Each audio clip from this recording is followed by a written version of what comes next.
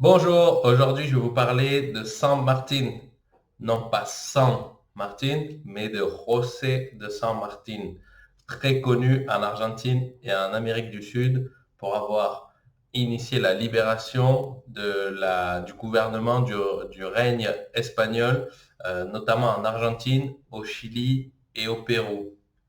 C'est un homme qui est né dans le nord de l'Argentine, dans la province de Misiones, mais qui aura passé la plupart de sa vie en Europe finalement.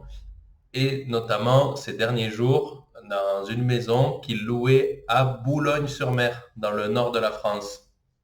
Voilà, c'est un personnage très important ici en Amérique du Sud, mais assez peu connu finalement en France.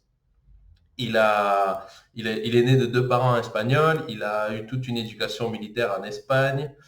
Ensuite, il s'est formé en Angleterre où il a préparé son plan de libération de l'Amérique du Sud en commençant par l'Argentine. Ensuite, il y a eu une bataille très connue où il a amené ses troupes à travers la cordillère des Andes pour libérer le Chili avant de remonter vers le Pérou.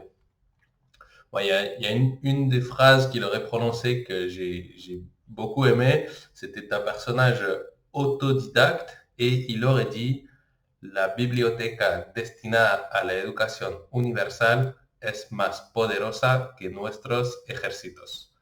La bibliothèque destinée à l'éducation universelle a plus de pouvoir que nos armées.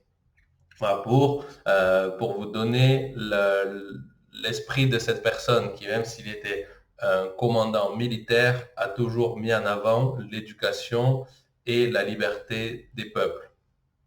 Donc aujourd'hui, le 17 août, on rend hommage à sa vie puisqu'il est mort le 17 août 1850, comme je vous l'ai dit, dans le nord de la France, à Boulogne-sur-Mer, où aujourd'hui on peut visiter sa dernière demeure qui appartient à l'État argentin qui l'a transformé en musée. J'espère que cela vous a donné envie d'en savoir plus et on se retrouve très bientôt pour une nouvelle vidéo.